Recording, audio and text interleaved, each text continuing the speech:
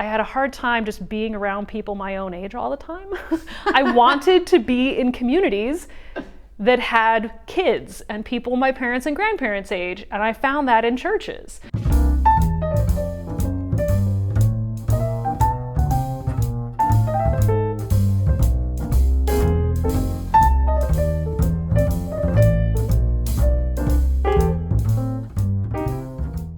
Hi everyone, and welcome to Tiny Pulpit Talks. I'm Reverend T.J. FitzGerald, your Minister of Community Care and Engagement, and with me is Reverend Beth Dana, your Minister of Faith Development. We're so excited for today because we are going to talk to Beth a little bit about her call story.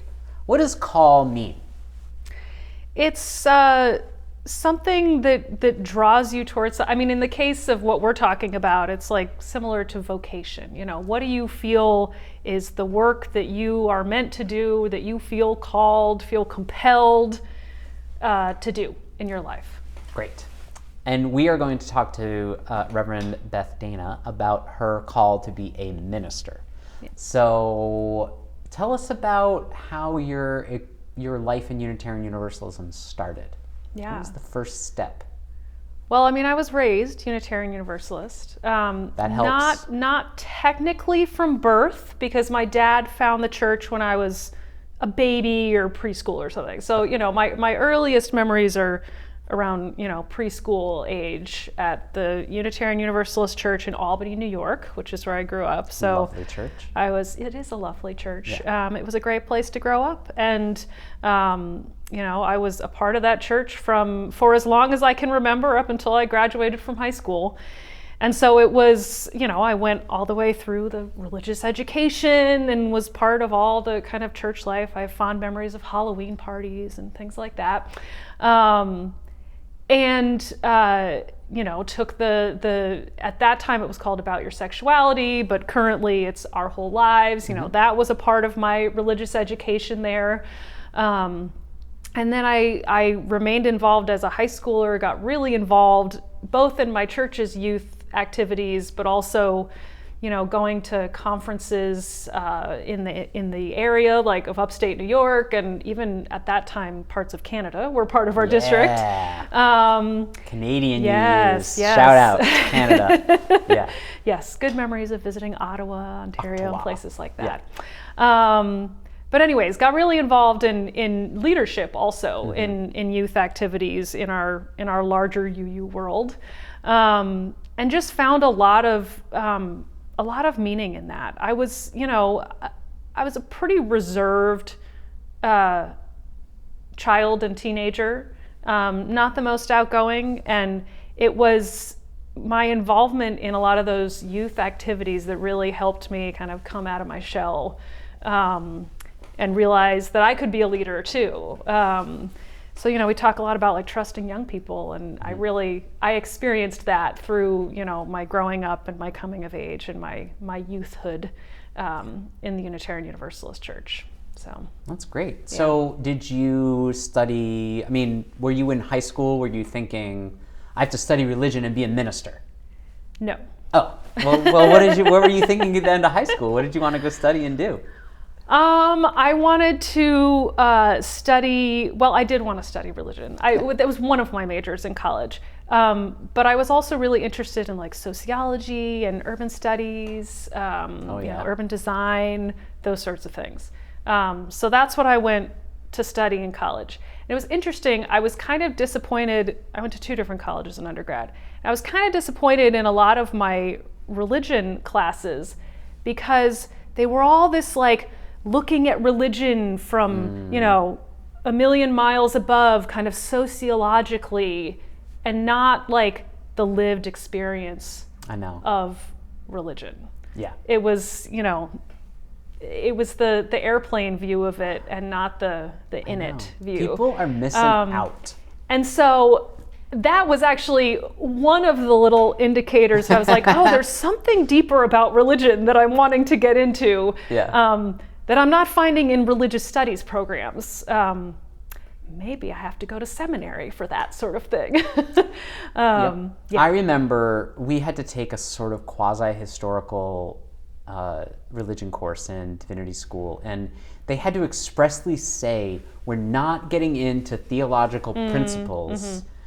But for people like us, I think we need to understand why theological disagreements or agreements or whatever led to the movements that were born. Right. And if you're the kind of person who's thinking that, you might be ready for seminary too. Yeah, anyway, we can talk about that. We'll get there. But okay, so you started to get this inkling in college. So there was that inkling, and you know, college was a time where I was sort of figuring out who I was and figuring out where I wanted to be in the world, and you know, had some struggles there. And but the thing that kind of kept me grounded as I was figuring that out, and as I transferred schools and moved to a different city, were Unitarian Universalist congregations. And I found that in college, I had a hard time just being around people my own age all the time. I wanted to be in communities that had kids and people my parents and grandparents' age, and I found that in churches. And a lot of my jobs that I had in college, both volunteer and paid, were involved, you know, religious education or working in a church nursery, things like that.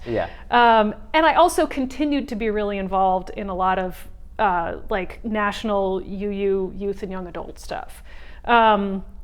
So all of those connections were keeping me kind of firmly grounded in Unitarian Universalism in a time when a lot of young people end up kind of wandering away, you know, during their college, young adult years. But it was a really important part of my life. And I actually, so important that I decided to take 2 years off in the middle of college between my junior and senior year to work at our Unitarian Universalist Association. Nice. In the youth ministries office. And I had this opportunity to basically lead this huge national revisioning process for youth ministry in our congregations.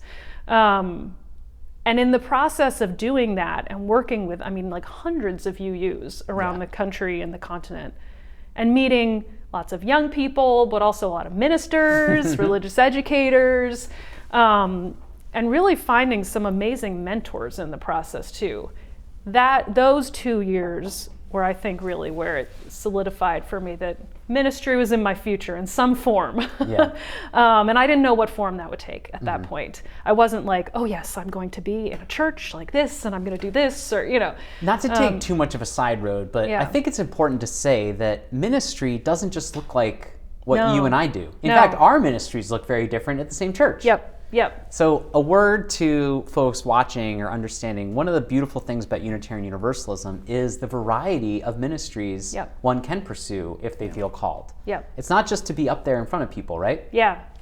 Well, and initially I was like, no way am I ever going to be preaching. You know, I never see myself doing that. Well, and here I am. But here you are. You definitely are. Yeah, you never know. And so I took seminary as an opportunity to, senior year of college, applied to seminaries, went off to seminary in California.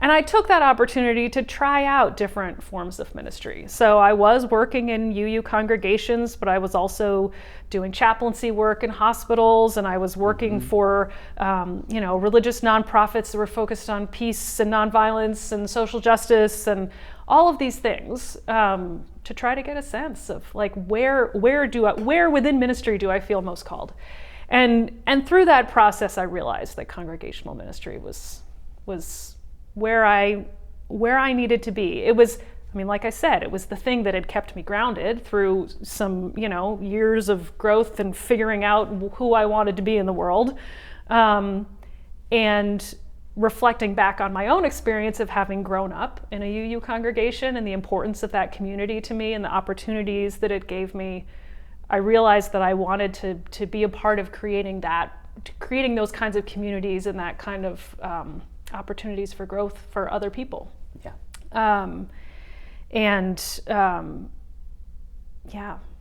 That's great.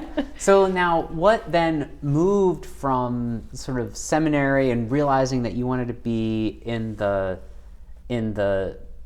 congregational milieu what brought you to Texas? Like how, I mean, Yeah, you were in good California. question. And then I was in New York. How did I land here in the middle? Yeah, we kind of ran into each other when you were at Union, and I was discerning ministry. Yes, in we New York lived City. in Manhattan at the same time and probably crossed paths. Yeah.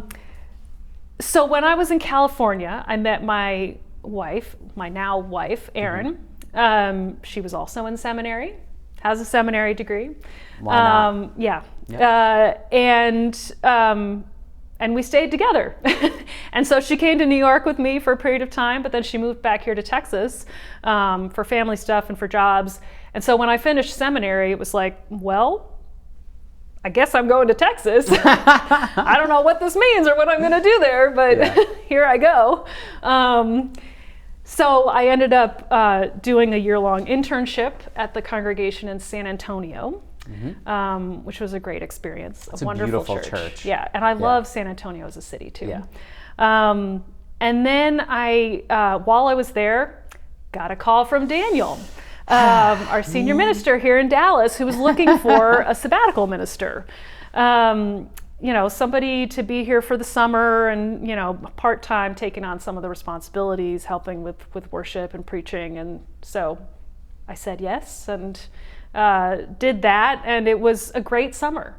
And then the summer was over, and then I went off and did a year-long hospital chaplain residency, which was intense but really valuable experience for ministry. And during that time, got another call from Daniel asking if I would come back for the associate minister's sabbatical, which would be a full-time 4-month thing. And I did. And that was August of 2014, and I've been here ever since. So it was just, it was a good match. Yeah. And this is the congregation that ordained me into ministry, where I became a reverend in 2015. And I have held a few different roles and hats since I have been here over the past 10, 11 years. But since 2020 have been in this current role of Minister of Faith Development, which I love. And it feels in some ways like I've come, full circle to where I started in Unitarian Universalism, and am doing what I had hoped to do, which was to create these kind of spiritual growth and just like life growth kind of opportunities for people in community. And one of the things about that is that watching your call come to be part of sharing that with dozens of other churches too. Like that's one of the things that through Faith Forward. Yeah, it's so impressive. The Faith Forward program that you work on and create the curriculum for and work with the churches that are doing it.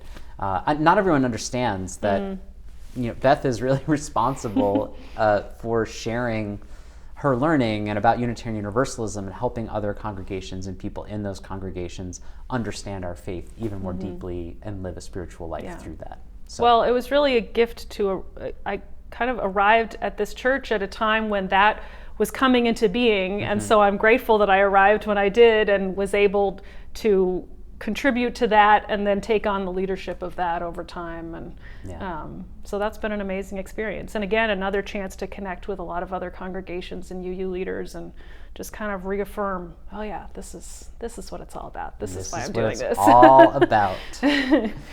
So, well, thank you, Beth. Thank you for all you do. Sure. We're so glad, and I'm so happy to have you as a colleague and a friend. It's mutual. So thanks for joining us on this Tiny Pulpit Talk to hear more about what this means to answer a call and what's your vocation? What are you thinking about doing? And, if you ever have questions like that, we'd love to talk to you. Yeah. Just reach out, put us in the chat or subscribe, review our podcasts or whatever it is that you want to do to interact with us. We want to hear from you. And until then, we will see you on Sunday. And yes, so long thank you for joining us. Tiny Pulpit Talks. Have a good day.